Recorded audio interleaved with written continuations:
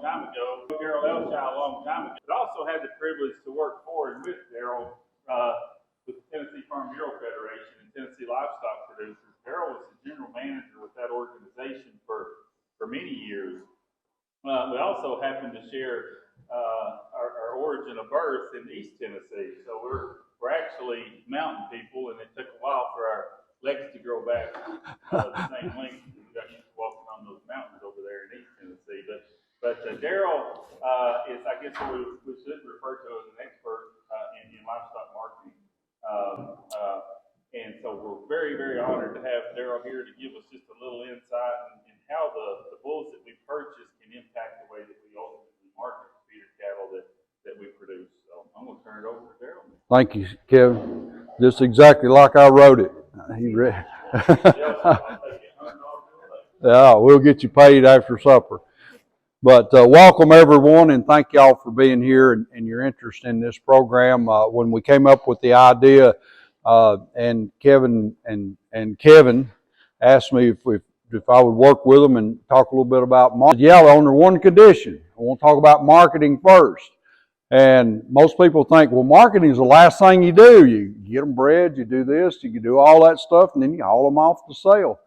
But really and truly, we want to talk about some considerations of where exactly does beef cattle marketing begin? When and where?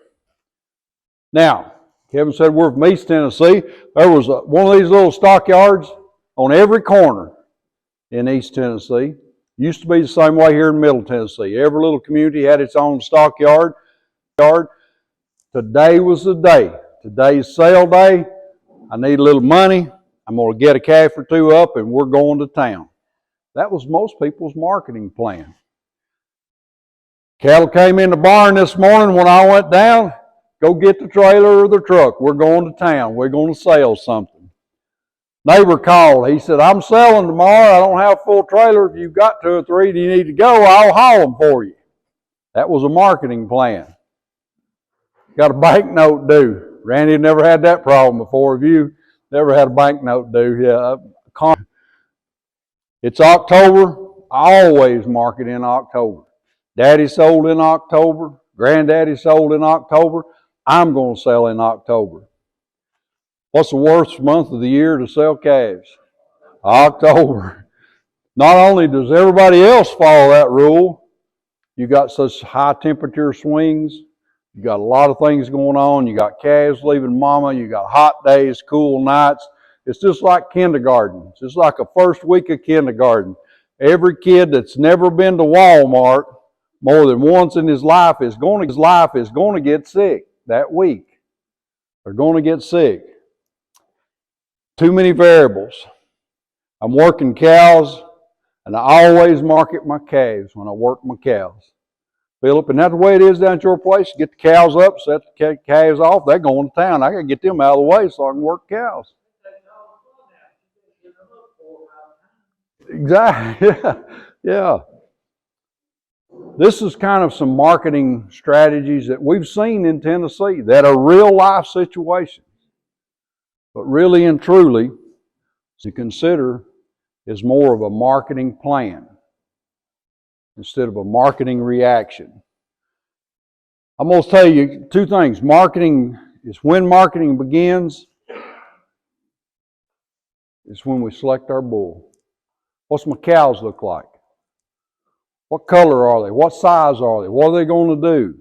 What am I breeding for? Am I selling all of my steers? Am I keeping some replacement heifers?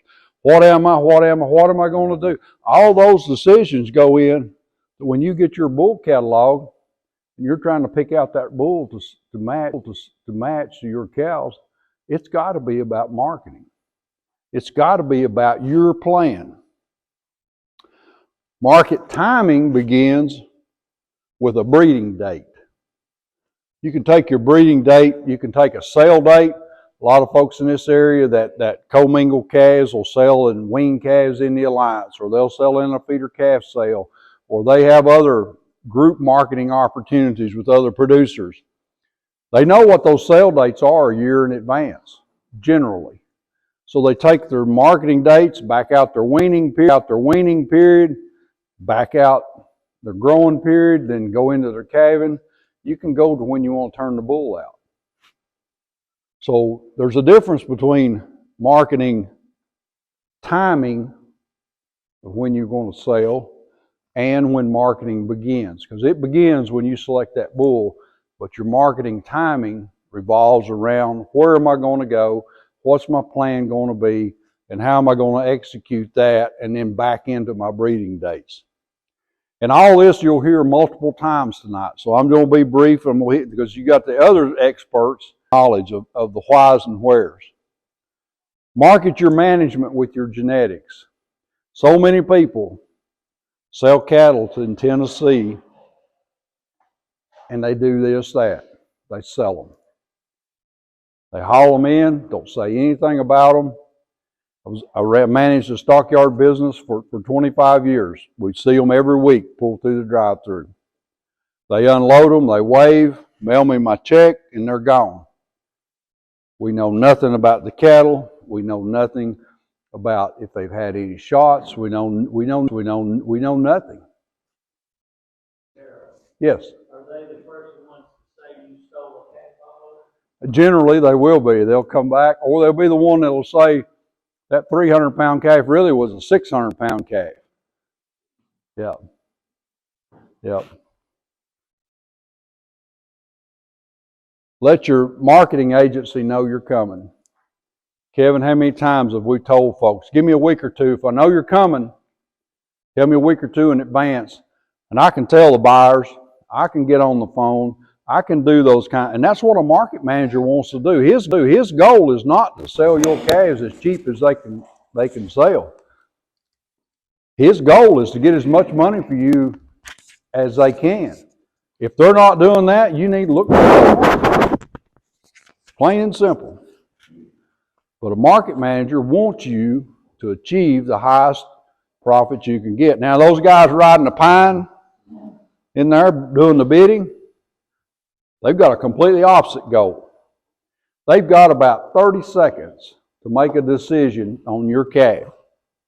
He comes in the ring, he makes about 2 circles, and they decide what to pay for him in that period of time. Do you think they're looking for all the good qualities? They're looking for defects. What's wrong with this calf? And that's how they're making their decision. Well, that's not $1.50 calf. I'm going to start him at $1.20 and see if I can get him. Well, I may end up at $1.50, but I'm going to start him down here. About 30 seconds later, he's had a dozen bids and he's gone. But if you have the relationship with your marketing agency, you call ahead and you say, Kevin, I'm coming next week. I'm going to bring you 20 head. I'm going to bring you all my steers next week. We'll hang on my heifers just a little longer. Here's what I've done. I've AI'd. I've got a bull that's got these kind of genetics. I've weaned. They're double vaccinated. Here's the vaccines I used. Help me on them. He said, I'll take care of you. He's on the phone. He's calling all the buyers. He knows which buyer buys those kind of calves. He said, hey, these calves are coming, Miss Cattle's coming in next week. You've had them before. Now they're the right kind. And then he'll turn around and call somebody else that he knows likes to bid against her.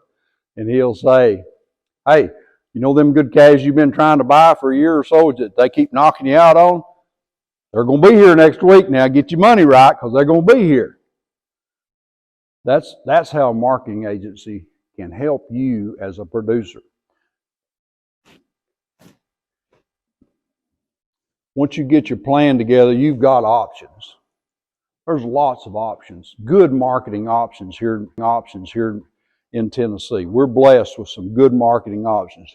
We've got video sales. Every barn, almost every sale barn now has some type of a video sale. Whether it's monthly, weekly, quarterly, something. If you've got those kind of numbers, or you and a neighbor go together and have those kind of numbers, there's that opportunity locally. You've got the Beef Alliance. Those of us here in Middle Tennessee, Kevin was instrumental in starting that Tennessee Beef Alliance.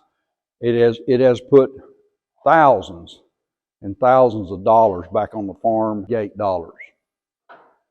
due to additional income for those weaned double vac calves that are selling in those truckload larger groups. You've got value-added feeder sales. We've got a lot of those around here now. Some of them are weaned, some of them are non-weaned, some of them are vaccinated only, some of them are this or that, or breeds. Hereford Association, for example, has a feeder calf sale for weaned and vaccinated Hereford calves.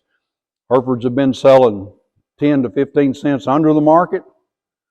On that day, they'll sell from 5 to 12 cents over the market.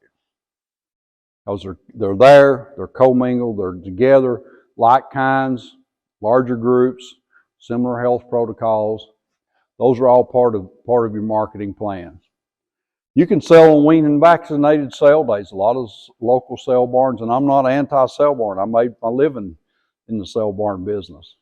Communities would be in tough shape without them. That's where we're going to go with all of our cull cows, or down cows, or old bulls. I mean, we got to have a place to market stuff.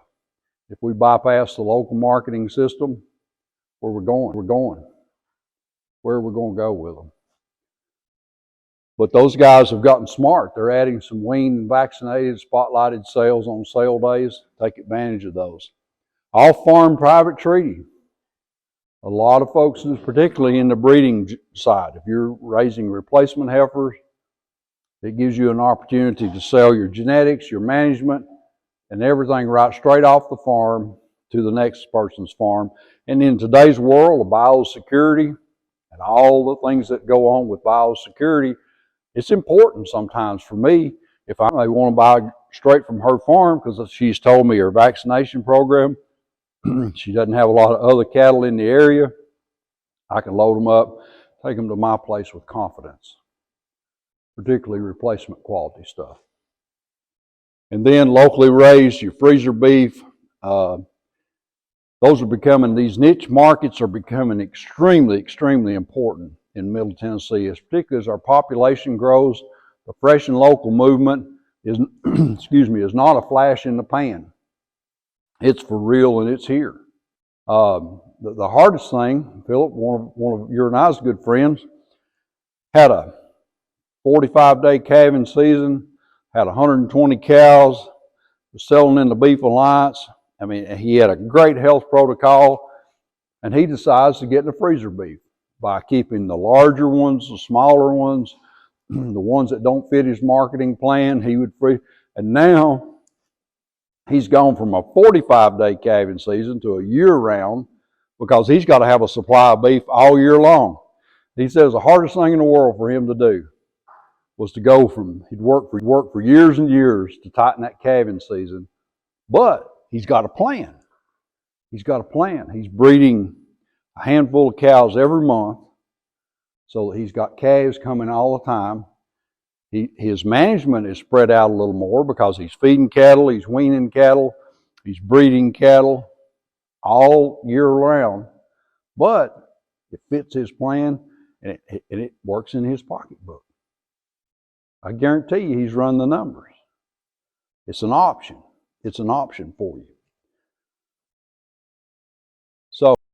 So Kevin's going to come next, but that's basically, we just want to kind of plant the seeds, lay the groundwork. That marketing is not the last thing you should consider. You should think about marketing on the front end, when you buy your bulls, when you plan your turnout dates for your bulls, and you start making those good decisions that will add money to your beef herd. Amen. Kevin, thank you. Any questions for Daryl before we move on? So what Daryl said is probably the part of this. It's the starting point to really the whole program today, because we're all in here because we love livestock, we love agriculture. We want to improve our ability to be stewards of the livestock that we've been given the opportunity to care for, right? But even though we love it, we don't need to lose a lot of money. We need to maximize our profit potential, right? So that we can hopefully pass it on to the next generation and enjoy what we're doing. And if we ignore marketing, then we end up leaving a lot of dollars on the table. And too often, we work hard all year long, and then all of a sudden we think, well, it's time to sell some calves. Let's load them up and sell them. So thank you for those comments, Daryl. Thank you, folks, for being here and understanding the importance of the entire segment of beef cattle production. So Daryl talked about marketing. He talked a lot about buyers looking for the true value of the calves that go through the sale ring. And he mentioned they have 30 seconds to make that decision, right? So it pays us to be able to produce a uniform product. So he talked a little bit about uniformity of color, right? Well, there's uniformity of color, there's uniformity of breed type, there's uniformity of cow size or calf size, then there's uniformity of age, then there's uniformity of animal health program and region within where they're going to be marketed. So there's a lot that goes into a uniform set of calves that can top the market, right? So it all really starts whenever we go to select a bull to breed to the cows that we have on our farms. And I'm just going to have a few slides up here, and I'm going to talk a little bit more where I'm a lot more comfortable, and that's in the middle of a set of bulls. So I'm going to say a few words here, and then we're going to continue my portion of the discussion when we get out there. And we're also going to have Kevin Ferguson and Daryl. We're also going to have Rebecca on the podium so that we can kind of do a question and answer type situation too. So really be writing down some of the questions that you have, and we'll address the majority of those questions out there. But if you have questions in here, please don't hesitate to ask as we move forward.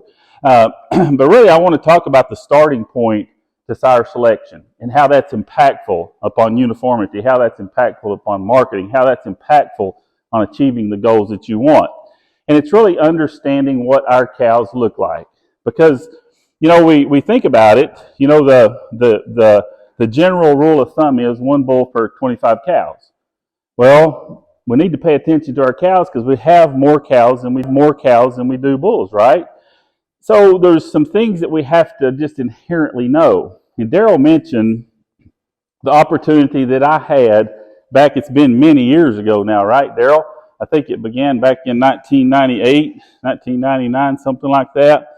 I got to start working with a lot of beef cattle producers across the state. It actually began in Giles County, Tennessee.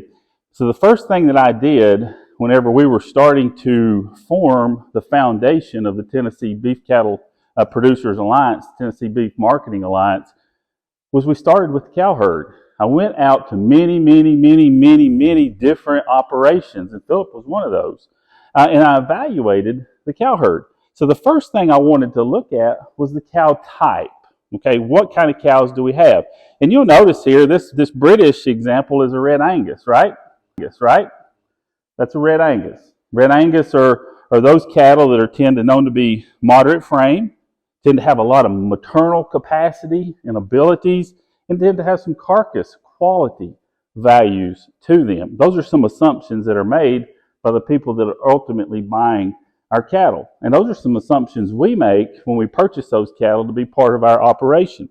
Then we have the continental breeds. You know, we have Simmental, we have Charolais, we have Geltfie, breeds of that nature. Breeds that tend to be a little larger frame, maybe even a little heavier bone, but tend not to have, at that time, as much inherent quality traits. Where they truly excelled was in the yield, adding pounds of protein to the offspring, which is extremely important because what do we sell?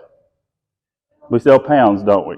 And we never need to forget that. We always sell pounds. That's the first thing we need to remember, and then we need to add the accessories that increase the value of those pounds that we market. So we have the British cattle, we have and then we have the exotics, right? There's a lot of Brangus cattle in this part of the world. There's a lot of Santa Gertrudis cattle.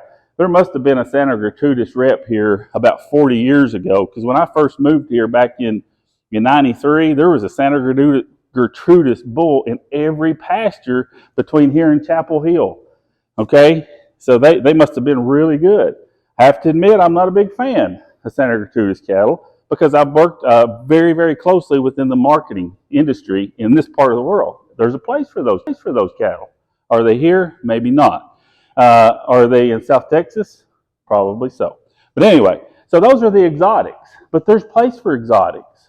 There's a very, very important set of cattle. The gray Brahmin, right? That purebred, that if we take a gray Brahmin and breed to an Angus, we have two totally different breeds of cattle. So the complementarity that comes from that, the heterosis that comes from that, can yield us a tremendous amount of pounds at really no added inputs. That's something that's very important with crossbreeding. But then we have to look at the marketability of that calf, right? So we have to take that into consideration. In our part of the world, the cross that works really well are those Britishes with those Continentals, okay? And even the Britishes with the percentage, the lower percentage exotic cattle. Okay, so that's something to think about. Now, I will tell you this, of the producers, that first year and a half, I rode around several counties, primarily Giles County and Murray County. There was 23 cows represented across about 32 different producers, and there was 18 sire breeds represented across that same amount of producers. So what does that tell us? There was not a lot of uniformity there, right? So we started from the basics. We started from the foundation. And we started with the bulls that went back on that set of cows. And then segregating the cows into certain pastures and utilizing different bulls so that we could get our cow type similar. So we really limited the number of breeds that we utilized. So cow type is extremely important. To the complexity of this discussion, when we talked about all those things that we understand, to add to the complexity of the discussion, not only do we have to pay attention to cow type, we have to pay attention to cow size, right? Because there's as much variation within a breed as there is variation across multiple breeds, okay? And that's because simply we all have different opinions of what is ideal, right? And so we're all breeding cattle a little bit differently. So that's why we see so much variation. And so this is actually a picture of the same cow. I think y'all already figured that out. But this is a picture of the same cow, of the same red Angus cow with a red Angus calf standing by her side. But it's very common to travel to a producer's farm and see large frame cattle, to see moderate frame cattle, and to see small frame cattle. Who would agree with that on your own operation?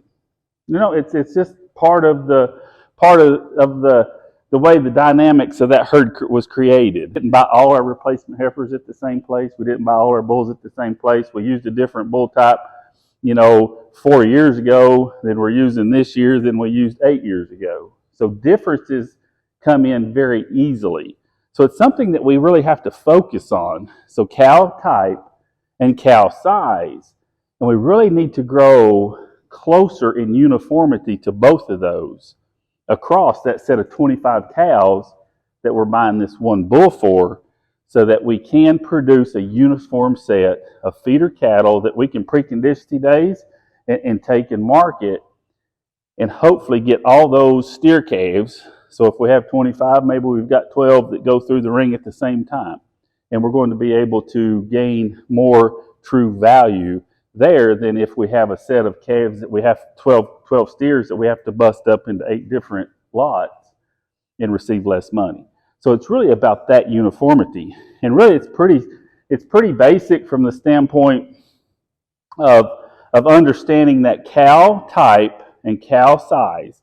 And then we can start making decisions on what type of bull that we need to purchase. I've just simply got listed up here some Continentals and some British, some composites in that Brangus bull standing there. But we've got Angus, Hereford, Charolais, Simmental, and the exotics. So yes, sir. Yes. I guess what I've always heard, Kevin, is that you got a big cow, she's just going to be a hay burner. It's true. But you're saying that the calf is going to be different too. Can be. So yes, it's a very good question. Big cows do what? They eat big meals. Little cows do what? They eat smaller meals, okay? Feed's expensive, and especially right now. So I don't think you're in a terrible state if you have a whole bunch of 7-frame cows, if you have a whole bunch of 1,800-pound cows out in your pasture. But I think it's time to start thinking about purchasing a bull that can moderate the offspring, for a couple reasons. Okay, so if we're producing feeder steers, let's just use this as an example. I don't want to offend anybody that's a Charolais breeder, but if you have a set of Charolais cows that are 1,900 pounds, and you purchase a Charolais bull to go on them, and you're wanting to market in a commercial market that's for the feedlot, you're going to have a set of pink-nosed Charolais steers that aren't going to finish probably until they're 1,600 to 1,700 pounds. They're going to get discounted because the feedlots are going to have to feed them for a longer period of time. So they always get that, so it's a discount, right? But if you analyze your cow herd and you recognize that, hey, I've got a lot of 1,800 pound cows, it's very easy for you to make a bull purchase decision. Purchase a bull that's a 5'4" frame or a 5'6" frame, and because it's highly heritable, you're going to make a significant difference in that first calf crop, and you're going to reduce the mature size, the cow size of his daughters, keeping those back in your herd. And so that's how you moderate that. If input costs aren't important to you, and you've got plenty, if you're a grain farmer and you've got some grain that you want to always get rid of, then it's okay maybe, But most of us aren't that way. We have to think about the economics. And I will tell you this, everybody in the state of Tennessee thinks their cows weigh 1,100 to 1,200 pounds, right? But realistically, what do they weigh? 13, 14, 1,500 pounds. We've got a cow here that we weaned the calf off of, and luckily the calf did weigh 900 pounds for her. 900 pounds, but she still wasn't real efficient because she weighed 2,000 pounds, right? That's a big old cow, right? It's just, yeah, that's a big old cow. But, we should all really strive to have that 1,100 to 1,250 pound mama cow. And even back down a little bit, because we can control the frame size of those calves coming off with that bull that we're purchasing. So why not try to have a more efficient package that we can manage? Because the first thing that goes with the lack of nutrition, Saulo, reproduction. So I'm going to introduce him in just a minute. So the first thing that goes with the lack of nutrition is reproduction. And it's hard to feed an 1,800 pound cow enough in February when it's raining and it's cold and she's got a new calf nursing her. Okay, so those cows tend to do what? It's like pushing water uphill. Yeah, or trying to push a chain, right? So, but that's a very good question. Did I answer it? Yeah. So that's a super good question. It is. Now, on the opposite end of that, Daryl, if we have a really small set of cows and we go out and produce a small bull, and then all of a sudden we take our cattle to a feeder calf sale and they get put in the out pen because they're smalls or shorts, what happens? We get discounted significantly, don't we? So we don't want to go too small either.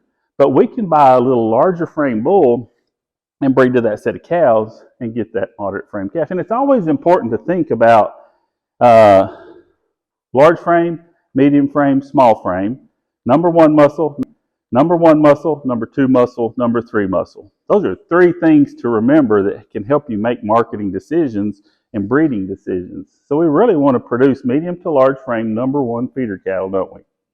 That are going to turn into cattle that yield grade 1s and 2s and have a carcass quality of average choice. And then we're going to be pretty well off. Yes, sir.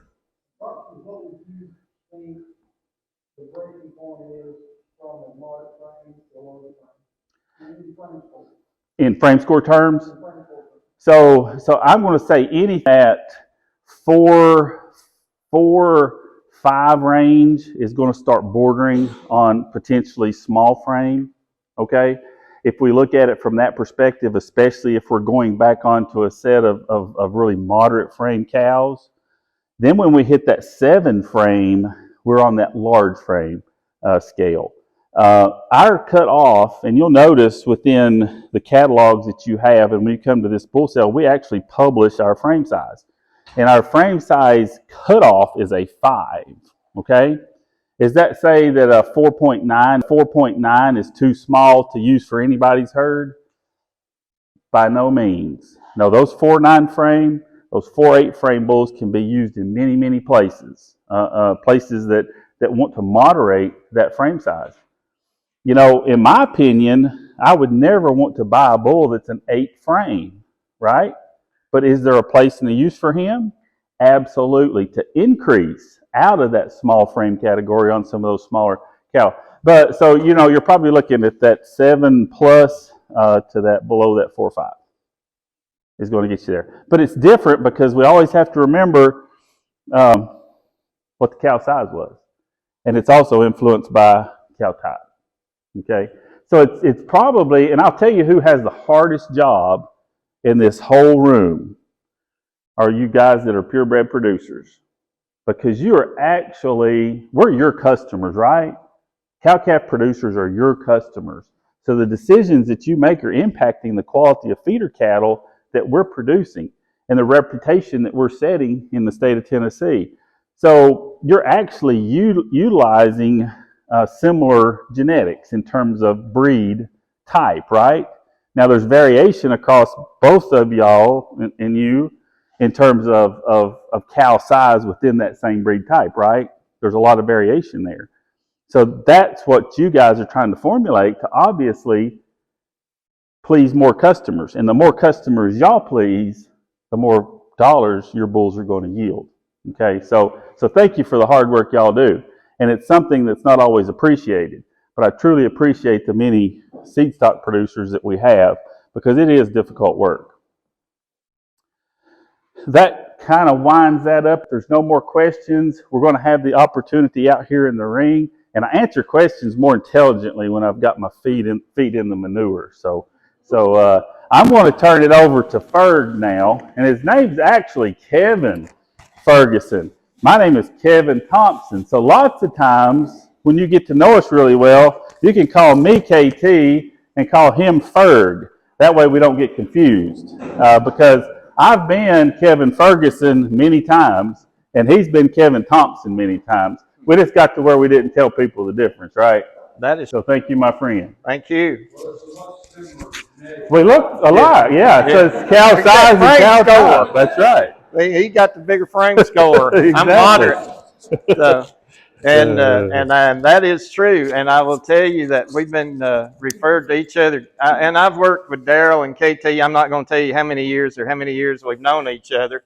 But KT and I have looked at a lot of bulls together. And back when they were doing the bull leasing program so heavily, I can still remember getting a phone call. And this gentleman said, yeah, I talked to you about leasing a bull and leasing a bull. And I said, well, you talked to Kevin Thompson, not to me. No, I talked to you. And he would not say that it was not. And I said, can I call you back in just a few minutes and I'll let you know about the bulls? And he said, yes, sir. So I just picked up the phone and called KT. I said, KT, call this man right here and tell him that you just hung up from him and that you're going to lease him a bull. But when we talk about it, and all we want to share a little bit, KT, myself, and Dr. Troy Rowland, who's our beef cattle geneticist, we all are on a committee that works with TAEP. And I know a lot of you from the producer standpoint are interested in getting that TAEP cost share to help you when you buy the bull. And you know, there's a lot of data that's out there. You're going to go out and see the bulls in a little bit, but you also got a lot of data to look at. And then we've added some things this time. And you've got some folks here in the room that are commercial producers, and you're interested in buying a bull to go out and you're going to wean calves to sell. But we've got some other producers that they're the ones that raised the bulls that are for sale, that will be for sale here. They've got a lot more information, you know. They know the cow families that these bulls come from. They know the previous half sibs out of those cows. They do their own work for the sires that they work on. You know, it's a good opportunity to visit with them. But we wanted to share a little bit of change that's going to be coming through with TAEP, and to show you kind of where we're going when we talk about selection indexes. And indexes are what we call multi-trait selections. And the one thing that I can remember for years with a lot of our geneticists, what would they tell you about single trait selection? Avoid single trait selection. And you know, some of the examples would be, don't always get that lowest birth weight bull and keep getting that year after year and focusing on low birth weight, low birth weight, low birth weight, because what's going to happen? More than likely, yeah, there's curve benders, but over time, you're talking about maybe lower production, weaning, etc. How about if we selected the highest yearling weight bulls to use all the time, and we're keeping all of our replacement females? What are we going to do over time?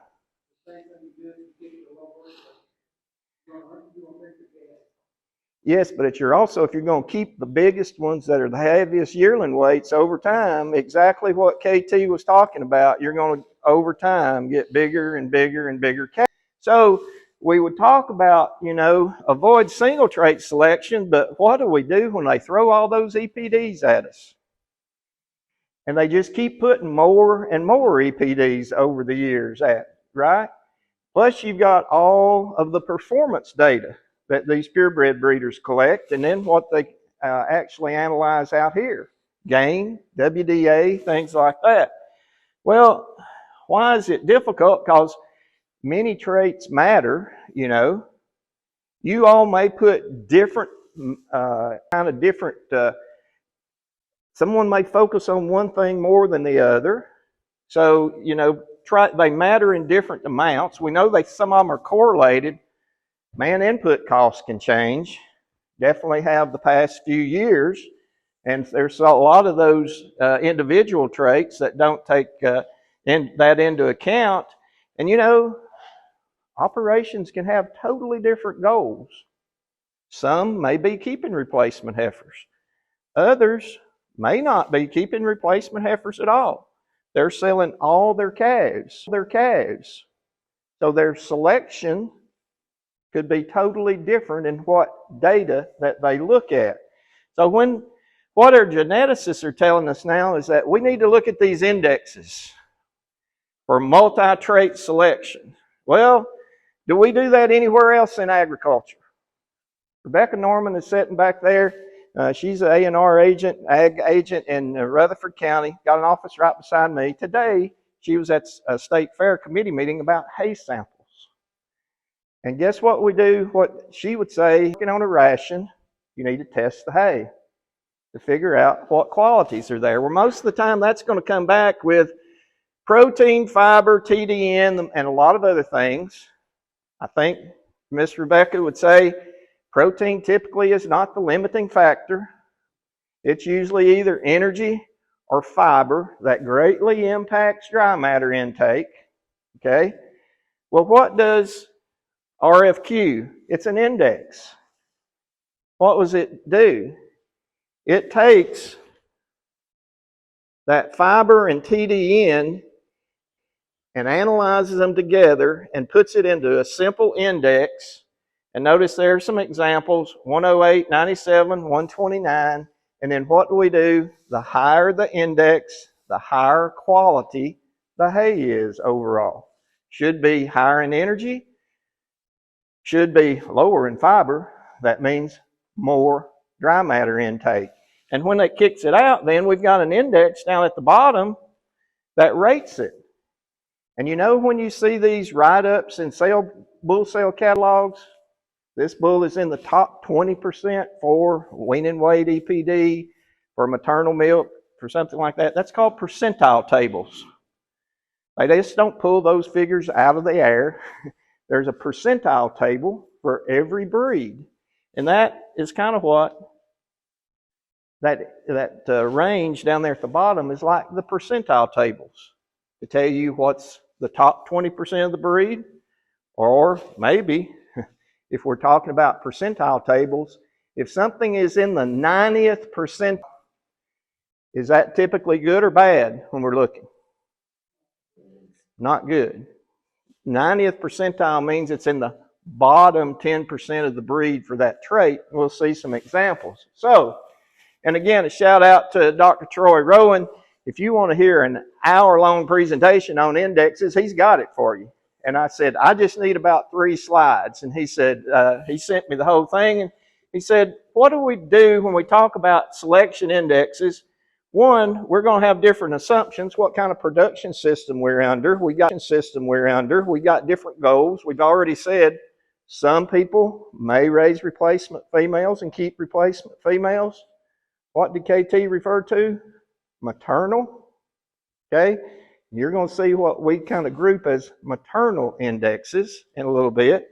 Someone else may be interested in selling total pounds. We're not going to keep any females. We're not going to keep any heifers. What did KT say? Terminal. And you're going to see what we kind of classify as terminal indexes. Economic values change. They have to update those prices, and they do that. They may update the prices for feed, for the grid, if we're selling on the grid, for feeder cattle. All that information will flow into these indexes as well. And they're robust. They say they're generalized. They're very flexible. They keep updating these indexes, and that's the reason we want you to look at them. Index selections, and here's how they're going to be grouped. There's the ones that are focused, and we'll call them maternal. They're focused on cow traits.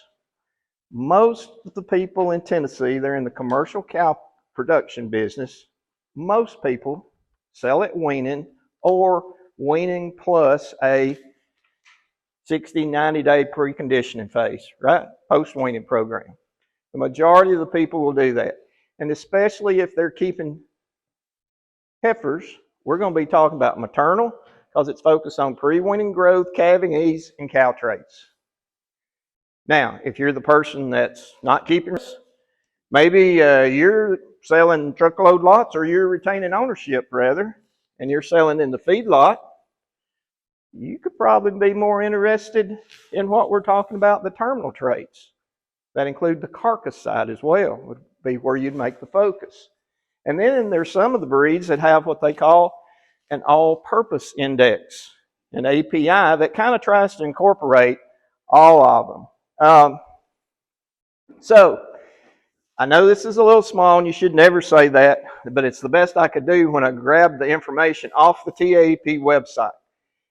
Now the one thing you'll see with indexes, the geneticists and the breed association tell us we need to start focusing on those.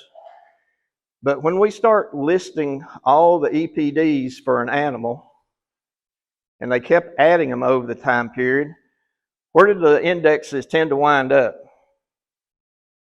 Yeah, you went over there, over on the far right-hand side.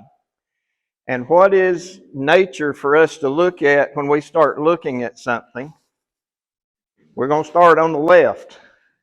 Now, there's the Simmental Association moved their API over on the left in some of their presentations. But that's the reason that we're going to say we want you to focus on the index, and we'd like to see it move to the left. But what this summarizes, it's all the breeds that has genomically enhanced EPDs, and those are the breeds that's going to qualify for that $1,800 per bull cost share. They've got to have those genomically enhanced EPDs.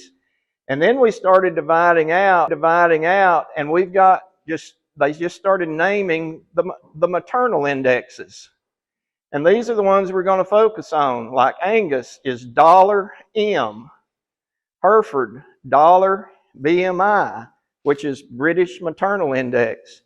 I should say I'm the economist. I'm an ag economist by trade. I like indexes because how are they expressed? In dollars. They're expressed in dollars. And what would you prefer? More dollars or fewer dollars? More. So the dollar indexes, the higher the dollar value, the more dollars is how they're presented. But then Here's your Continental Simmental, hybrid Simmental. Under the maternal index, we're going to be looking at dollar API. The Gelvies have dollar cow. Okay, you know, we go all the way down to these other breeds, but notice down here, some of those breeds that KT mentioned, Charolais, Limousine, which are known for muscling and yield, notice they don't even have what's called a maternal index. They're known for what's over here, the terminal index. Okay? And then we'll see these in a little more detail. There's one other thing that, based on KT's request from down here, that we started to look at, docility. Why would we want to look at docility? What did KT say about heritability? What's the most highly heritable trait? And we talked about it. Height. Okay? Height is typically the most highly heritable trait, but docility is another highly heritable trait. And KT, I think when the bulls were delivered this year, there was some bulls that done some damage to the facility. There's some bulls that say he's giving me 6. Maybe there was 6 bulls that were delivered that had to go back home because of docility issues. And then when he looked those bulls up on their EPDs, guess where the docility was in terms of the table? Down about the 90th, 95th percent level.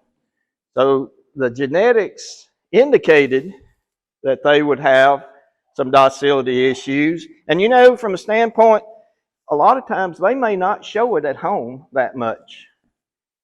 They may not show it at home that much. It's when they get then loaded up, trucked down here, put in a totally different environment that comes out. Okay? So, the one other thing that's down at the bottom, if you need help trying to figure out if a bull qualifies for TAEP cost share, just do your search for the TAEP bull calculator. It's on the UT website. You can pop in the information off of a pedigree and it'll tell you if that bull qualifies or not.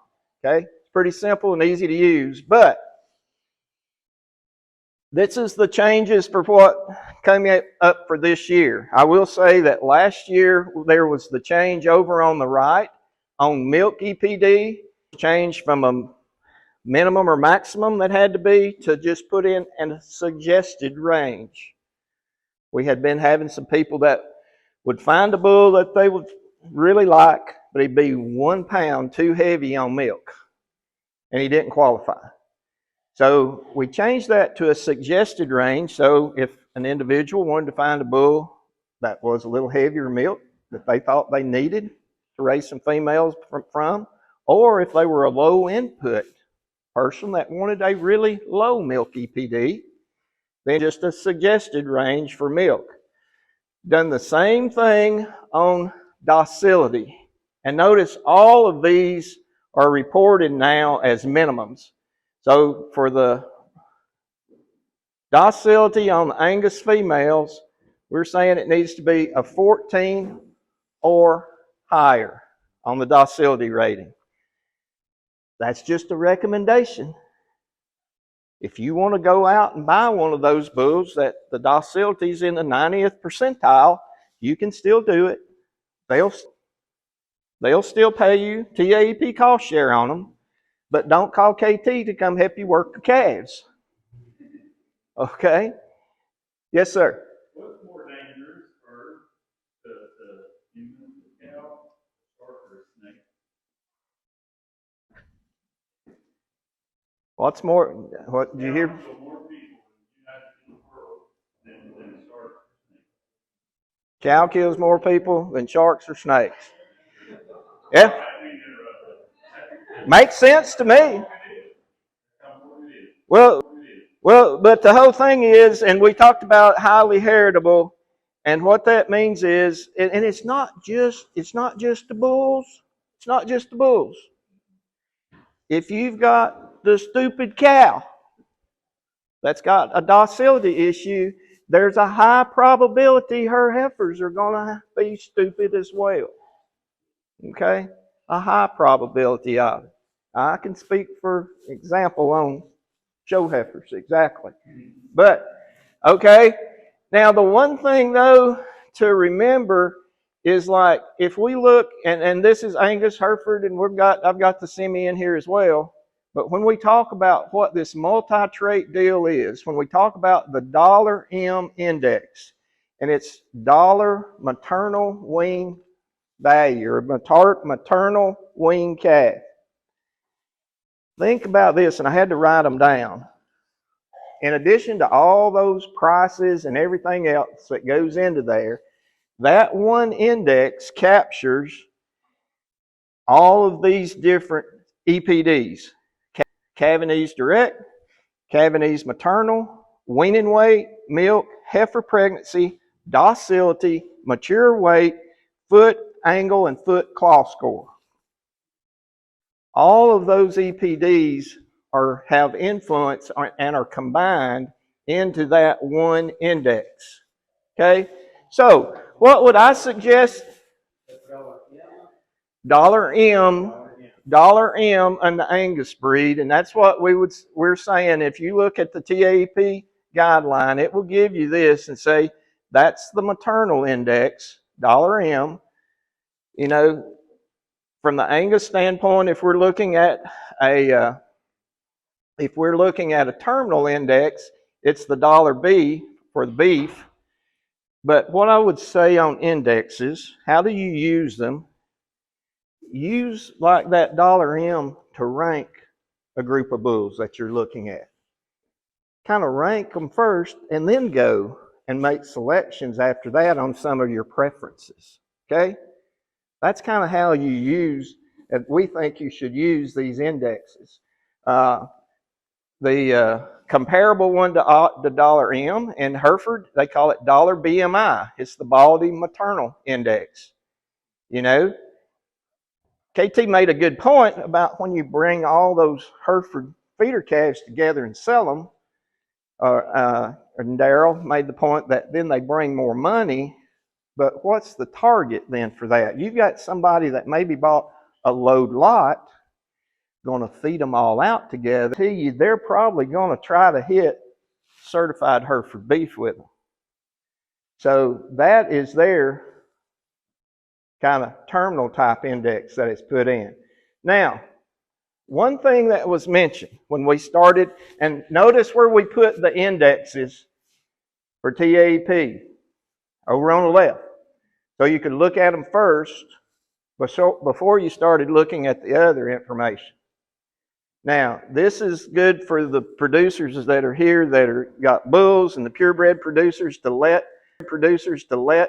people know that are selecting. First time this come out, I started getting phone calls. You all changed everything. No. All we didn't change anything this time. We just moved it around. If I cover up the indexes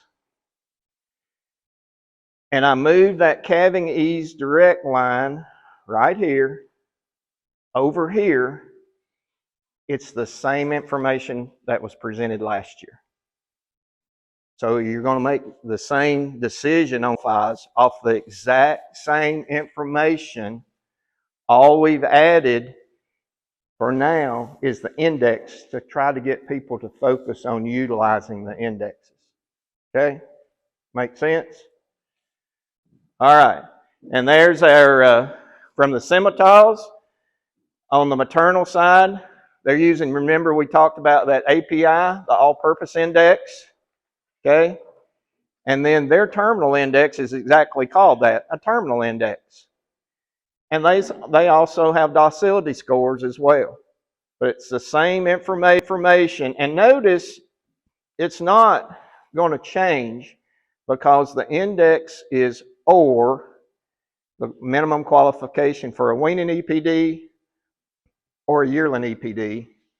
So adding this index is not going to knock any bull out of not qualifying. It's exactly the same as it was last year on the bulls that qualify. We wanted it to start it as an educational deal to focus more. And I will tell you, the geneticists will tell us We need to go and focus more and more and more on those indexes. Okay?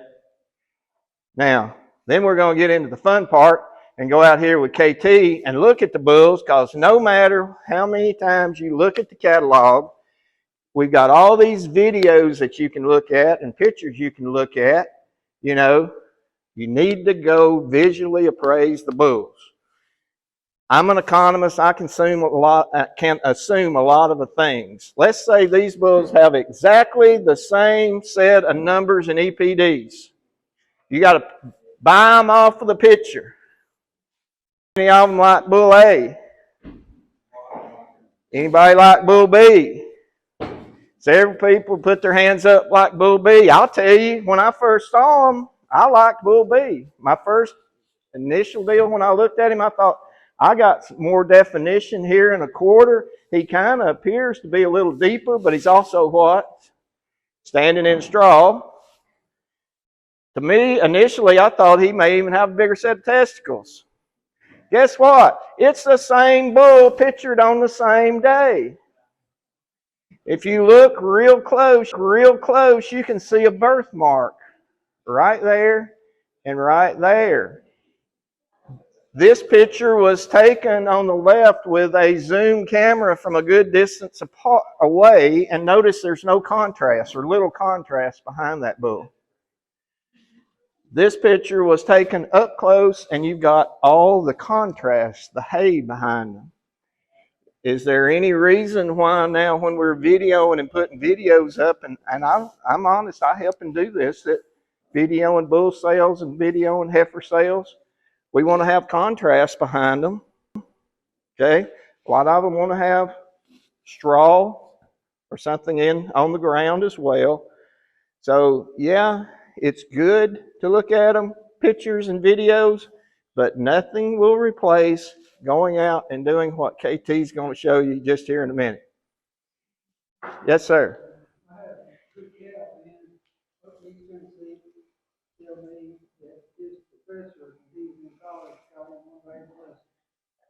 Told him what? Okay. It's a good point. You know, I will tell you, I'm amazed sometimes that people will come to a bull sale and they've never looked at the catalog, and then some will look at the bulls and never look at the catalog. They're both tools, okay, to evaluate. I'm going to tell you that I'll go through a catalog, and there's been people and I've looked at a lot of bulls with KT and Daryl, and I've helped buy a lot of bulls for people. But I go through a catalog, and it's kind of baseball. I'll start circling things I don't like, and if I get up to about 3 strikes, that bull's pretty much gone. And there's some bulls that, based on what he looks like on paper, if there's some issues there, I don't care what he looks like phenotypically, I'm probably not going to have him on the list. And there's other bulls that may be more borderline in terms of, okay, yeah, I wish that was a little better. But boy, when I go look at him phenotypically, he certainly moves on the list. You know, I'll tell you the example here, and especially since we went to 3 weigh periods, people sometimes will single trait selection. People sometimes here would totally focus on gain. Totally focus on gain. They got to be up in that very first set. You can have a bull that doesn't perform well in one of the 3 quarters of the test. For some reason, he may have not adjusted to the feed well the very first time, or he may have got a little sick and off, but that pushed his overall gain down to where he ratioed lower and sold way on down, or considerably down in the sale. But when I look at him, the phenotype there, the other EPDs are there, he's going to be on my list. You know, that's again where you can't just solely focus on that one thing. Yeah. So as you know, Dr. Justin Reinhart was at one time the beef cattle specialist before he moved up to assistant dean, and he and I collaborated on many, many things. Came up with some really great programs. So I'm counting on Salo and I being able to do the same thing. And I've only known him for, 3 weeks now? 14 days. Yeah, 14 days now, and I'm already extremely impressed. And And I will tell you this, I think it's exciting for you, Saulo, and for you as beef cattle producers to get him out on your operations and visit and learn from him, because he's got a tremendous amount of experience. And I would say something that I'm very excited about, and I think I've told many people in this room this already. And if you've heard this, raise your hand. Does anybody know what the first word I ever said in my whole life was? Anybody know? Few people do. It was bull. So Saulo specializes really not only in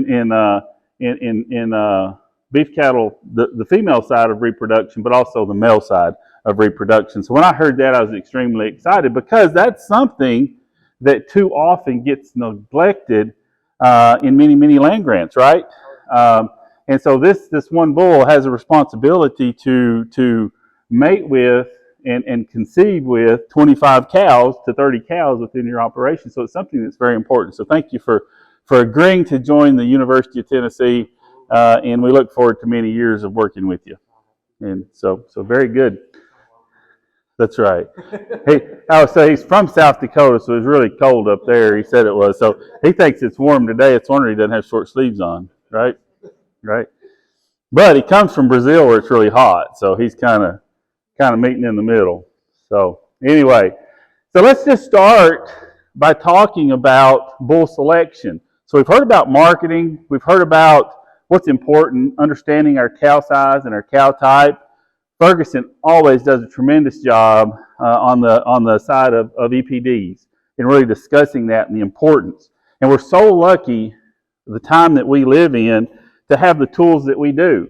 And one of the newest, best tools that we have at our hand are those dollar value indexes, because that combines multiple traits.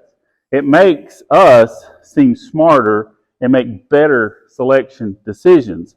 But really what I want to talk about tonight, so we've gone through the catalog, we've picked out the bulls that fit our production goals, right, on paper. So we know what birth weight we want, we know what weaning weight we want, and yearling weight we want, we know how much milk we want, we know what that $M is, or if we're looking for a Sim Angus bull, what that all-purpose index is, or the terminal index that we're seeking. So we know all these things. One of the neatest things that the Simmental breed has is that sheer force number, which really goes into explaining how tender the steaks of his progeny are going to be. So we understand all that. Now, we have not completed near all our homework when we go to purchase a bull. The most important thing that we can do is, after we've made that list of bulls that fit on paper, he's looking for that groundhog that's down there. Quit that. There's a groundhog that lives in that corner, and he's trying to uncover his hole. So he would be like a Jack Russell, so he may be part Jack Russell. But anyway, so we've made the list of bulls that fit paper-wise, but we're at fault if we don't go look at the bulls before the sale and make sure the physical characteristics, the phenotype, fit the genotype, okay? That's just what I want to briefly talk about tonight. The most important thing, and many of you may have attended, but I travel around a lot teaching low-stress cattle handling, because it's very important to me. I know very many people in my life that have been hurt. I know some people that have been killed. I have a friend that lost his mother to an accident related to a wild cow. So it's something that's very important to me. So I like to teach livestock handling. I like to teach low-stress handling, because we are stewards of the livestock that we have, and the better we treat them, the better they're going to perform for us, right? So probably the most important thing that we can determine after we've made all our decisions over here, regardless of how good that bull is on paper and how good he looks down his top line, how good those feet look, is he gentle? If the bull's not gentle, we need to leave him wherever we first saw him. And the only way to really determine that is to actually watch that bull. Kevin talked about that docility score and how important it is. And he said something very important in there that a lot of us don't realize. And a lot of people will say, when they bring a bull here and he gets off the truck and then he starts chasing us, right? Well, he didn't do that at home. He's all right. Well, he's used to being at home. He's comfortable in his skin where he was raised. Okay, the true bovine, and it happens with humans too, the true human comes out when we get away from home. okay? We experience new things. We're put in a strange environment. How do we react to a strange environment? That's a strange environment. That's when it comes out. Now, on the opposite of that, we all know that all EPDs, all indexes, all Kevin's opinions are always 100% accurate, right? That's why we have accuracies. So we can have one of these bulls in here that's in the 95th percentile for docility, but we kept him here. Why did we keep him here? Because when he got off that truck and he was introduced to a new environment, he acted like he's acting right now, okay? He acted calm, okay? And if you really want to get wore out and tired of working cattle, you need to come work cattle here. Because we work cattle about 10 times as much through the chute and gathering out of pastures and pens and running through scales and all that than most people in the whole world, because we're a research and education center. But these bulls get put through a tremendous amount. So they go through a weigh period, they go through double vaccinations, they go through breeding soundness exams, hip heights. We sort these bulls because of sickness, and I need to introduce Nolan and Sam before they get gone. They're out fetching the Hereford bulls to come in next.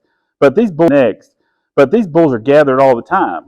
So at any one time during that period, if they become aggressive towards us, the producer gets a call. We need to come get that bull because he's going to be too aggressive. And the worst thing that could happen, and I don't ever want this on my conscience, is to sell a bull that ends up killing somebody. Okay? That's important to remember. That's the most important thing. Second most important thing, think about these bulls. So most producers, if you've got 25 cows, you got those 25 cows running on 70 acres, right? Okay? And a lot of times, that 70 acres isn't those West Tennessee Bolivar pasture fields. They're them East Tennessee pasture fields where you can graze both sides of the acre. And we're going up and down, we're going around roots and rocks and cedar trees and all this and that. So I'm getting at, the next most important thing is structural soundness. We have to have a good set of feet and legs. And it really starts where the hoof meets the ground, okay? And one thing that we started when Dr. Kirkpatrick was here was applying the foot score system from Australia on every bull that comes through here. Since then, the Angus Association has adopted that same foot scoring system. But we were doing it way before the Angus Association started because it's important, okay? And Kevin Ferguson and I, every time we would go out into that lot, or if we were somewhere at a bull sale, the first thing we looked at was what? We looked at feet. And we now know that foot structure is heritable. And it's important if we're keeping daughters. Because if we raise a heifer up, and then we have to sell her when she's only 5 years old and only had 2 calves, we've lost a lot of money, right? So we want to make sure the feet. But more importantly, as it directly relates to the bull, that bull's got to travel a long ways and chase those cows and get those cows bred. If he doesn't have good feet, that's not going to happen. The ideal is a 5. A 6 is okay. A 4 is okay. Okay? On either side, if we're looking at set or angle, right? The angle is important because it relates to the heel depth, okay? And that affects how long that hoof grows. If it's really shallow, we can start developing scissor claw, okay? And that can create unsoundness. The next thing is set. And that really relates to how those 2 toes relate to each other, all right? And if that's set, if we have a 7 or an 8, they start crossing over. And it's just like me standing on my big toe. I weigh 260 pounds. And if I put 260 pounds on my big toe, that hurts, right? It does. Well, it's the same thing with this bull that weighs 1,430 pounds. So he's going to be stepping on that, and that's going to make him lame. And he's not going to get cows bred. If we don't get cows bred, we don't have calves. We don't have calves, we don't wean and sell the pounds, right? So that's something that we look at. And then that all relates all the way up. So substance of bone is extremely important. We want a bull that's heavy bone because they need to be tough. They need to be rugged. They're mounting cows. They're coming off. They get in fights with the neighbor's bull. So they need to have enough substance of bone. So that's extremely, extremely important. The next thing that we look at is,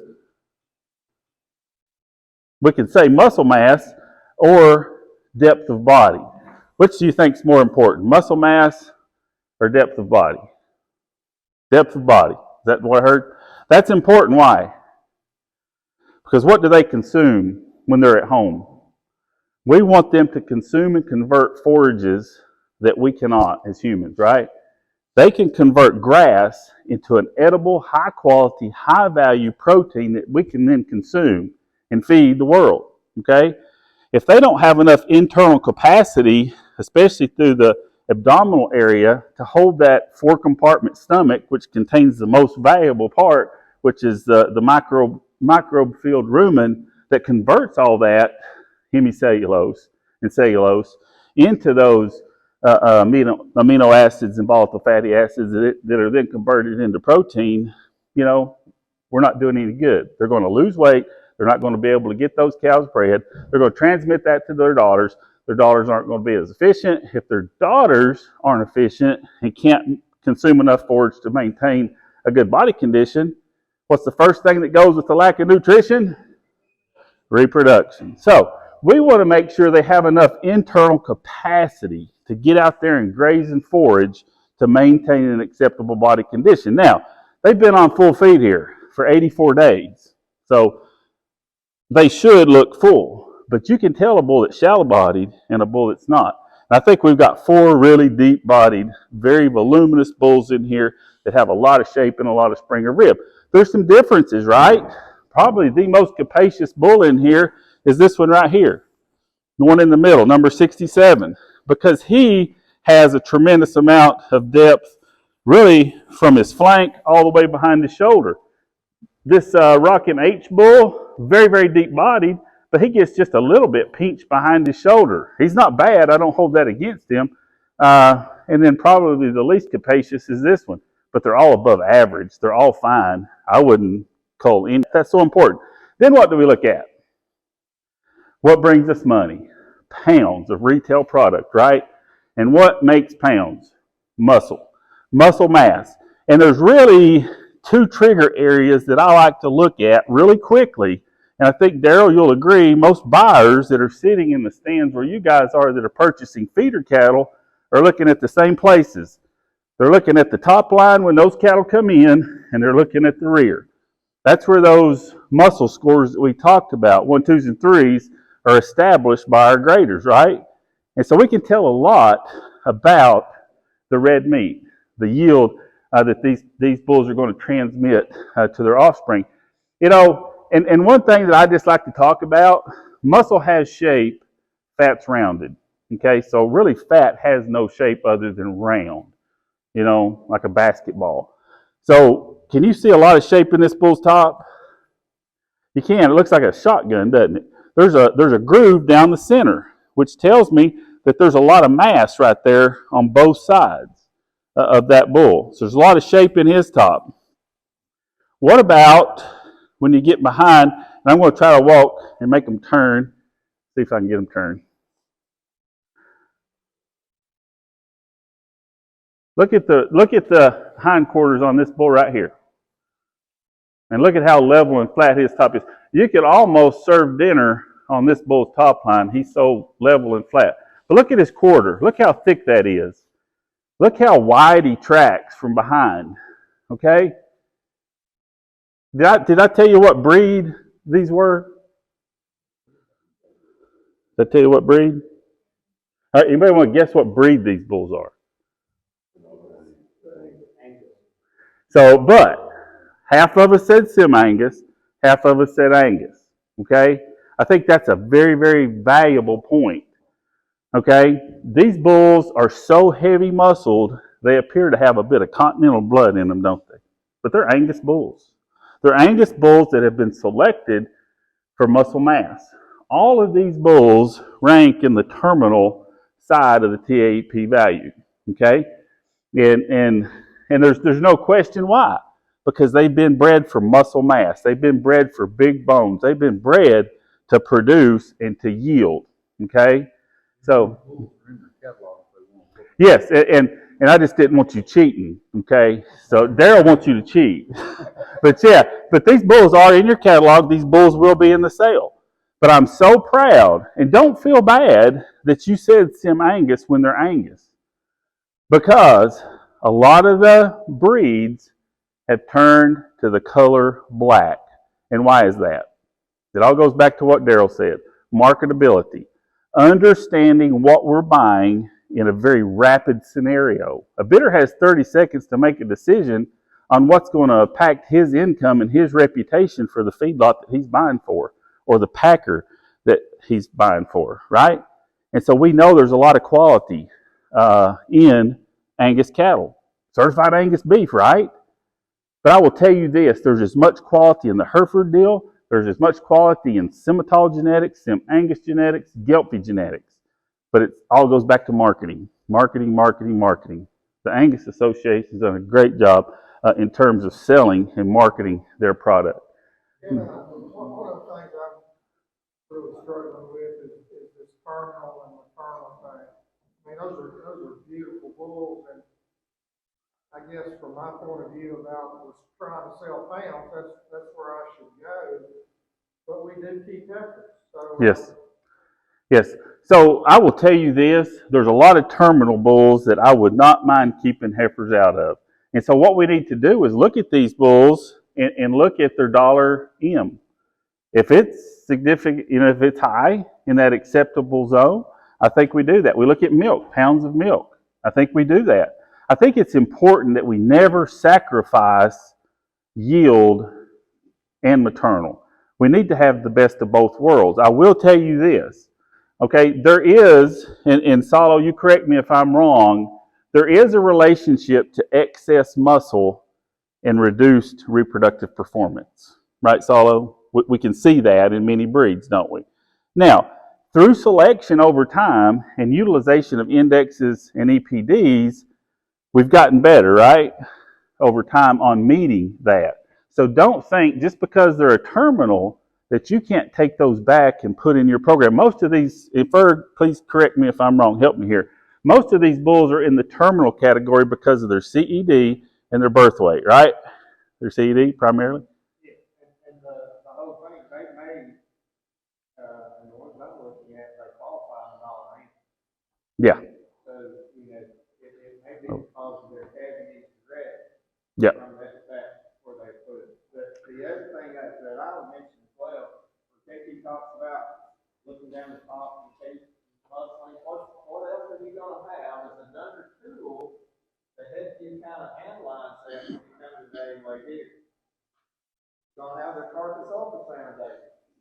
Which we'll have a supplement sheet printed on that when it arrives. We'll have that actual information there too, so when you think, well, I think that bull looks to be pretty heavily muscled over that top, let's see what the ultrasound data, carcass data actually says. So you get more information here than you do at a lot of places. And Yeah. one thing I would point out, you're probably gonna get there, frame score. It's interesting on these three bulls that they brought in at the same pen. Yep. It's interesting how different that was a month ago. Yep. They brought in three Angus bulls, that we had quite a bit of variation in frame score. I think there's a quarter-inch difference in these three bulls. Yep. I did that on purpose. Exactly. Yeah. Yeah. That's But one thing, if you go in, most producers that are only going out and buying a bull every, 3 years or something like that, and maybe the larger producers more often, when their bulls are grouped together, if there are three smaller frame bulls in there, you don't notice that they're small frame. You don't see the variation between them unless you have considerable variation between the bulls. Most people can't fix that out. That's the reason, again, that's a piece of information that's in the catalog. And that's so important. Let me make this point and then we'll get to your question. So many people will not buy a bull that's a 5'8" frame if there's a 6'1" frame bull that sells next. These bulls rank from 5'8" to 6'1". There is no difference. And keep in mind, whenever you're relying, so it's a good measure, but it's general. That measure is still taken by a human being that's fallible, right? We take those measures with the stick, okay? The bull's moving. So there's no difference at all, significant difference between a 5'8" frame and a 6'3" frame bull. So don't let that negatively impact your decision to purchase. Okay, I'm sorry. That's right. So my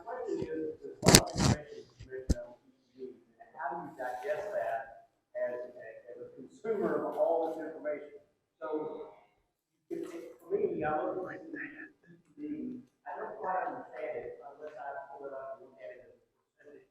So for instance, on bull 49, it's showing its breeding weight. By the way, let me back up and say this.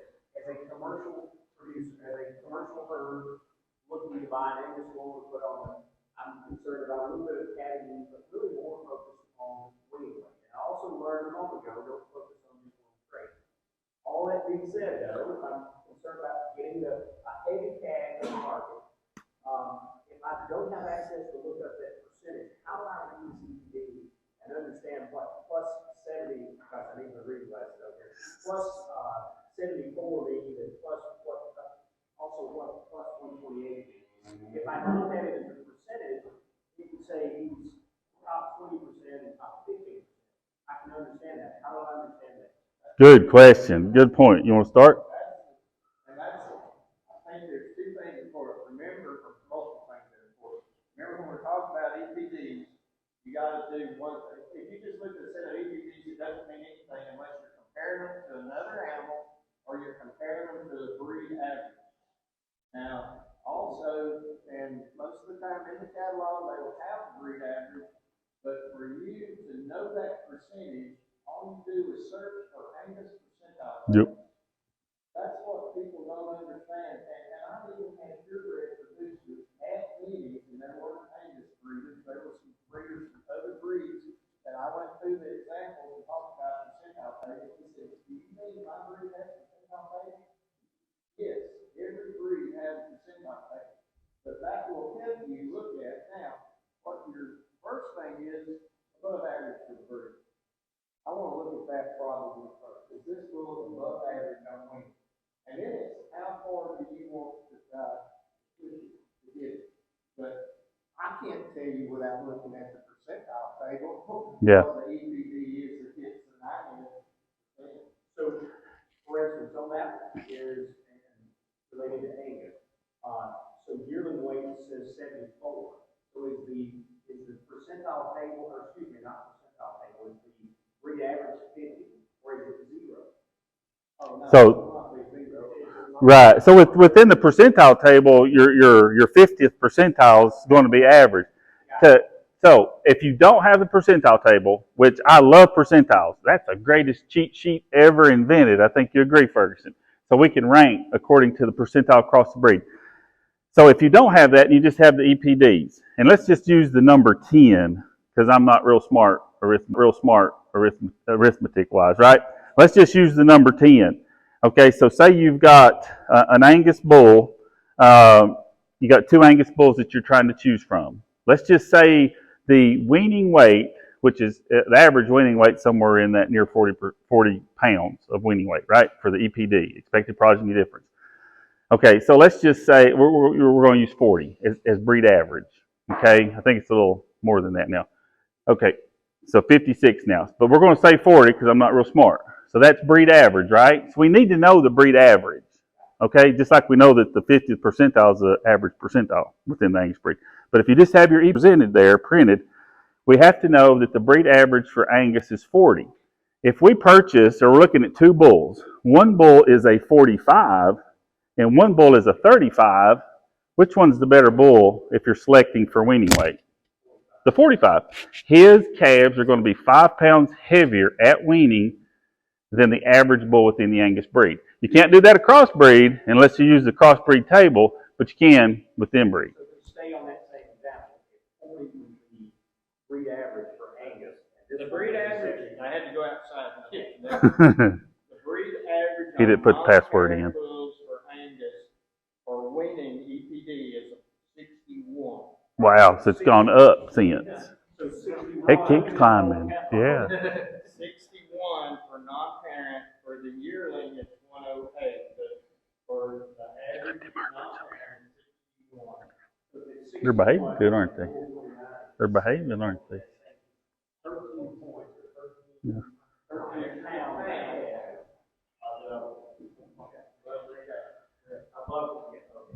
And if you had two bulls, if you had another bull that was that breed average plus 60 plus exactly, that's Just base it off breed average, up or down. Because all EPDs, all these EPDs we're looking at reported in pounds.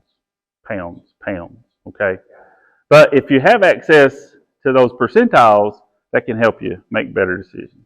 Yeah, it's pretty simple. And a really neat thing that you can look at too is go to these breed associations. If you're interested in Angus bulls, Hereford bulls, Simmental bulls, Charolais bulls, they'll give you a really, really good descriptive tutorial on how to read their EPDs. And they're different for all breeds. You know, we see dollars M in the Angus side. We see API on the Simmental side. So there's some variations there, but you read those definitions, you can find it. One thing I wanted to talk about before we go too much further is another thing that we look at is scroll circumference. Why is scroll circumference important? Anybody know? Daughters, what do you think, Salo? Well, the scroll circumference related to the fertility of the daughters. Yes. Related to the bull fertility of the offspring coming from that bull, the quality of semen that bull produces is also, it's not 100%, okay? It's not because one has a larger testicle than another one, that bull is definitely better than the other one. But there is that correlation. On average, those with a larger testicle tend to have better semen quality, their heifers will become pubertal early, so there's all those benefits. So probably the most economically important trait in the entire beef cattle industry, in the hog industry, in the lamb industry, in the poultry industry, in the row copper industry is what? That's reproduction. So everything that we can do, every decision that we can make to increase fertility, we're making an economic impact in our program. So as Salo said, the larger that scroll circumference is, there is a relationship with his daughters reaching puberty quicker at a younger age, which means we can get them bred earlier so that they calve earlier within our mature cows calving season so that they rebreed in that first third of our mature cows calving season. If they can calve, if our heifers can calve in the first third of the mature cows calving season, they're way more likely to be in the herd 10 years later, Sam. And if you've got a 10, 12, 13-year-old cow, she's made you money, hasn't she? If you've got a 5-year-old that you've had to cull, they've cost you money. So that's important. So I wanted to bring that up. So we have the scroll circumference EPD that we can look at, and we have the physical scroll circumference that we can. So one thing that was in here first, so I stated that I teach a lot of low-stress cattle handling. So things that we can do to help ourselves reduce the stress in the livestock that we manage actually give us the opportunity to have higher percentages of conception, improve fertility, also improve production performance. One of the easiest things that we can do is to produce polled cattle genetically, right? Because it is a harsh treatment to go out and use those Barnes dehorners and dehorn a calf. That's not very fun, is it? You know, I grew up doing that. We managed 1,100 mama cows, and we used horned Simmental bulls. And so we had a whole lot of horns that we had to cut off. And it looked like we had done some bad things in life whenever we went to that little country diner and went in there and ordered a sandwich and we had blood all over us, right? But that was not pleasant. So through my history and time, I've learned that it's a lot easier to genetically dehorn cattle than to do it manually. But is there a place for a big horned bull like this? Absolutely.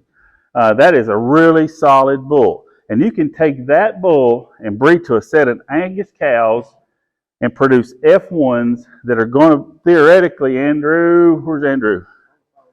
On the phone outside. Going to be worth a whole lot of money in a couple of years, right? And how many, if those are registered Angus cows, how many of those calves are going to have horns? 0. Okay? 0. So there is a place for him. And there should be more like him as good as him, okay? But we just have to understand the mating.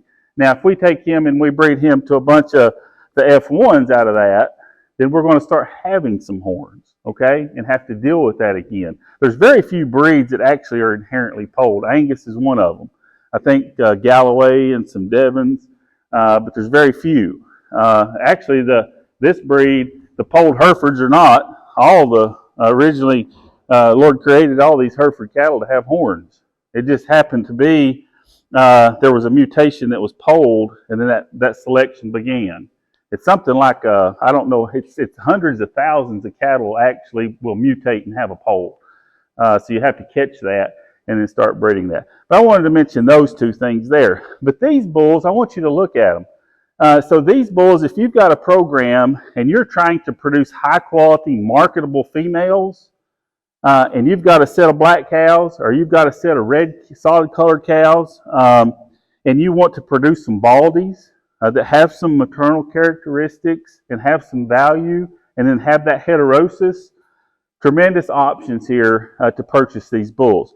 Now, I want you to notice there's some variation here in frame size. What's the frame score on number 18, the Bighorn bull? Is he a 7? He's a 7. What's the 20 bull? He's a 6'9", and then this is a 6'0". Okay, is there a huge difference in frame size here? There's not a lot, is there? We've got a full percentage, or we've got a full points difference, but there's not a massive amount of difference there.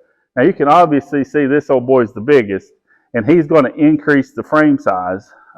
This one, if bred to the same set of cows, is going to have smaller frame, more ideally probably if you're trying to reduce that frame size, but if you're trying to pick it up, this one would be. These are all assumptions, these are all facts that you gather visually that you have to place with those EPDs and then put into action in terms of purchasing. All these bulls I think are extremely sound structurally. All these bulls have really big, solid feet. One thing I want you to look at, and getting back to the feet structure, is when you're looking at a bull's feet, you want, just like my hand spread out is bigger than my wrist, right? Okay? The foot that I have is bigger than my ankle. There's a lot of cattle now that have been pushed so hard genetically to grow. The actual hoof size is more narrow than the top part where their hoof meets their pastern and goes on up into their leg. And that reduces the amount of spread of weight and ultimately impacts some of those negative foot issues that we see within breeds. So look at the feet, make sure they spread. And probably one of the best footed breeds that there is nowadays are Hereford cattle. Hereford cattle have good, big, solid feet. So what breed are these? These are Sim Angus. And I will tell you, I have been so impressed with the Sim Angus breeders within this program because of the tremendous amount of quality and effort they go to produce a product that fits the commercial producer's scenario. So going back in my history within working with Daryl and before that and since, one thing that we see is there's been a lot of Angus influence within the cow herds across the state. There's been a lot of Angus and Hereford cross influence in the cow herds across the state. And rightfully so. That's been a very good package, a very good cross, very marketable. But we always have to remember we need to keep climbing the steps towards being more efficient and being more productive and producing more product off fewer livestock, right? Because land's getting taken up by suburban sprawl and lithium battery plants, Randy, across the road. So we have to be able to produce efficiently more beef off of fewer cows that are grazing fewer acres. And one way to do that is to increase our yield potential.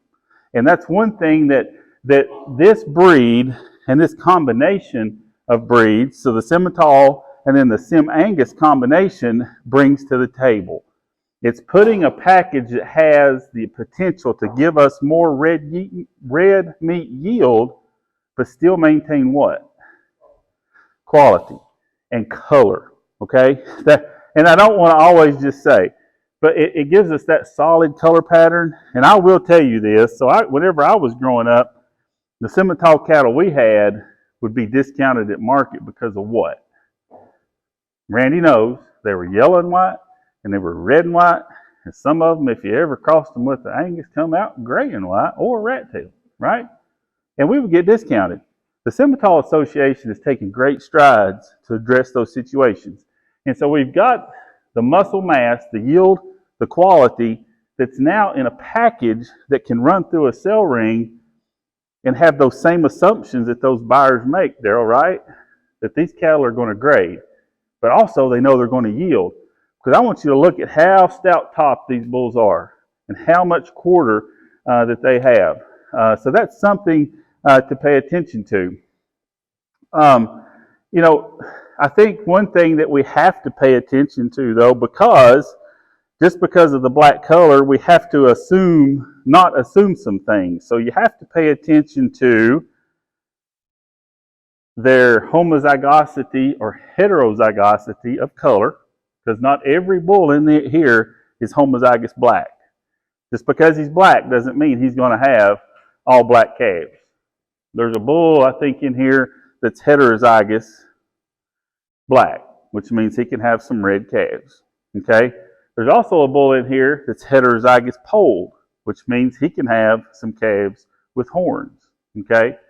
But there's also a bull in here that's homozygous black and homozygous polled. All that's listed in your catalogs when you get them. And you can look their registration numbers up on the website, and it will give you, the Simmental Association does better than any other breed in listing any potential genetic defects or outcomes. So they're to be applauded for that. So you can go. The thing I think we see, and I don't necessarily consider it a positive or a negative, it's just like the horse industry. I raise quarter horses and train quarter horses, and a lot of people like horses with a lot of white on them.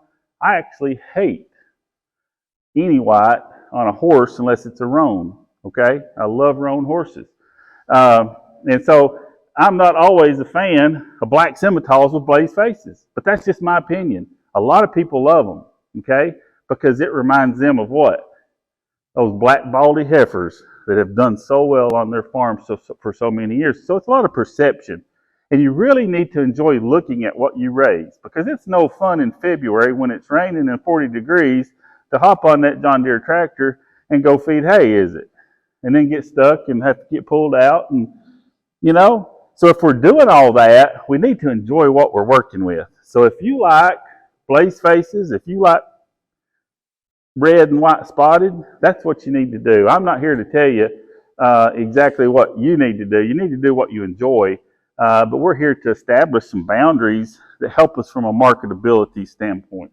So, yeah, regardless of breed. Now, I do want you to pay attention to some structural things.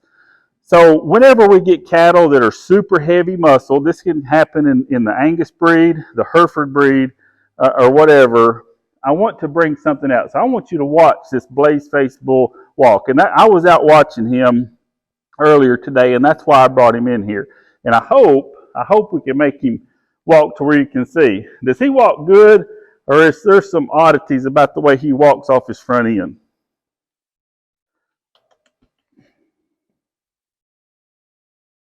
What do you notice about that?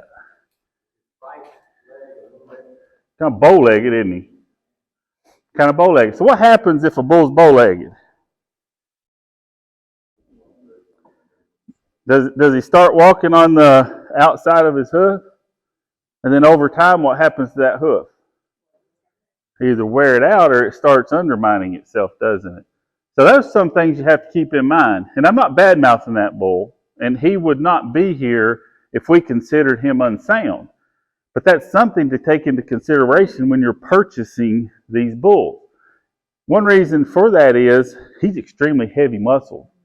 And that muscle's pushing his skeletal structure, that scapula out. And we push that scapula out as he grows from a calf up, because I guarantee you he was as heavy muscled as that at birth probably, right? Yeah. And so what that's done is pushed that scapula out, and it's forced some deviation in the vertical, aspect growth of his front legs. So that's something to pay attention to. Another thing that I like to always pay attention to is the structure of the rear legs. We do not want a bull that's post-legged, okay? A bull needs to have some angulation at the hock, okay? Because when he's traveling, that gives him a longer stride, that gives him more flexibility when he mounts that cow and then comes off that cow. If a bull is post-legged, he's meaning back, straight legs, when he mounts that cow, what happens? He hyperextends or inverts, okay? And then that damages that joint. And then he's unsound because he gets swelling.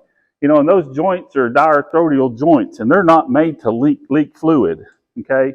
When they leak fluid, it swells up about that big, and then they can't walk. So that's something that you want to pay attention to. And we try to look at all these things when these bulls come in, and then at the end of the test too, to hopefully help you guys make an appropriate decision. And you guys that are breeders know that happens, right? We send bulls home because of structural issues. But I did want you to notice this bull, and it's something to pay attention to, and it's something to really adjust your price accordingly. Is he terrible? No, he's not. But is he totally different than the other two bulls in here? Yes, he is. Yes, he is. Another thing to look at, and it's not always as serious, but that's corns. So when you're looking at a bull and you see corns, and what that is, it's a growth in between the claws that can turn into something that's highly irritable and cause some issues. You want to pay attention to that too. And we try to really eliminate any bulls that have excessive sized corns on their feet. How much influence does the bull have compared to that heifer? Equal. Okay, so half the genetics comes from the sire, half the genetics comes from the dam. So we can purchase a low birth weight bull, Simmental, Hereford, or Angus, and take and breed this set of heifers, but we can still have calving trouble, right? Because that set of heifers, Daryl, that you bought, I hate to tell you this, but they were out of that bull that had a super, super high birth weight, right? So it's your fault for spending that much money, and you're not going to blame me. No, I wouldn't. That's why they sold them. So seriously, that's very true. So Daryl mentions that because he knows I used to pull my hair out a whole lot, right? Because we had the opportunity to put together some really nice sets of heifers over the years with Tennessee Livestock Producers and the Tennessee Farm Bureau Federation and market those. And so that was something we went to great pains to do in developing that heifer program, heifers sired from bulls purchased through the lease program to go on the Tennessee Beef Heifer Development Alliance that we knew something about. So that but the ones I sell is purdy too. And so we really have to understand the cow herd. But is it a bad thing to do what he's talking about? No, but we have to understand the risks. And if we do that and we don't know anything about the maternal side, that set of heifers that we bought, we can do something that helps us. We can almost over-select for birth weight. We can make sure we get a really, really low birth weight Angus bull. Now, does that mean we need to go out and get a Jersey bull and breed to them? Or a Longhorn bull? No. Because you talk about not marketable. You don't have many people I've had say, well, I breed all my heifers to a Longhorn bull, I breed all my heifers to a Jersey bull. Well, you're just giving up a whole year's income right there if you do that, because the genetic base that we have, the information that we have compiled at our hands, we can use Simmental, we can use Hereford, we can use Angus, we can use whatever breed to get that low birth weight calf. And that's another thing I wanted to bring up. Just because I brought those Angus bulls in first, would you breed any of those Angus bulls to a Hereford that I brought in the first time? No way. No. Some people think just because they're an Angus, I can take them home and breed to our heifers. We can't do that. Those bulls would cause some calving issues, okay? That's why they were classified as terminal. But yeah, great questions. And I so enjoy talking to a well-informed crowd. Great questions by everyone. Thank you for what you do. Thank you for your interest in improving. And please don't think I know all the answers or any of us do. We're all learning every day. Okay, so that's the important thing. But if you have any questions after this, tomorrow, the next day, or any time before or after the sale, we're right here. You know where we're at now? And Ashley will let you know where I'm hiding. Right, Ashley? So thanks for recording this, Ashley. And Sam and Nolan, you want to step in here? I'll introduce you. The 12th, January 12th. Thank you, Phyllis. I want to introduce you to two fellas right here. I'll introduce Sam Savage first. Sam's in charge of all our production operations on this 1,265-acre facility, corns, beans, wheat, you name it. He grows the hay to feed our cows. We've got a whole bunch of them running around here. How many, Nolan? 250, close to it, and about 80 some odd heifers, growing to 300. And so Sam does a lot of work, a great job at it. So thank you, Sam, for what you do. And he's also married to Ashley Savage up there that's really running the show. So it is. And I really want to brag on this young man, Nolan Rinks, right here. Nolan took the position to do day-to-day management of the bulls 4 years ago or 3? 3 years ago. Does an awesome job. And I will tell you this, if you have a set of bulls on full feed, it's like carrying around a cocked gun or a stick of dynamite that's lit, because stuff can happen. You can have posts tore down, you can have boards broke, you can have bulls die when they're on full feed, because it is measuring their ability to gain and consume and all that. So Nolan has done a great job, and I appreciate all the hard work you do. And also staying up late and bringing these bulls in. They're standing out there in the cold while we're in here in the warm talking. So thank you, fellas. Yep.